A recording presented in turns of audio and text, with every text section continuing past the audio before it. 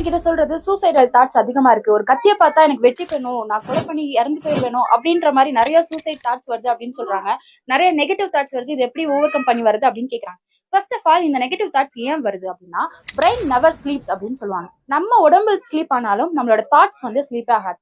So நம்ம ரொம்ப சொஃபஸ்டிகேட்டடா, ரொம்ப வந்து கம்ஃபர்டபுளான ஒரு லைஃப்ல இருக்கிற வரைக்கும் நம்மளோட பிரெயின் வந்து தேவையில்லாத விஷயங்களை திங்க் பண்ணி ஆரம்பிச்சிட்டே இருக்கும். ஃபார் எக்ஸாம்பிள், நெக்ஸ்ட் மீலுக்கு நமக்கு சாப்பாடு இல்லை அப்படின்னா அதை தவிர வேற எதுவுமே நம்ம யோசிக்க மாட்டோம். சாப்பாடு சாப்பாடு அது மட்டும் தான் நமக்கு சிந்தனையா இருக்கும். ஸோ எல்லாமே நமக்கு கிடைச்சிட்டனால நமக்கு என்ன ஃபீல் ஆகுது அப்படின்னா, எதெல்லாம் தேவையில்லையோ அதெல்லாம் திங்க் பண்ண ஆரம்பிக்கும். இதுதான் ஓவர் திங்கிங் காஸ் பண்ணுது. இதுதான் சூசைடல் தாட்க்கு முக்கியமான காரணம்.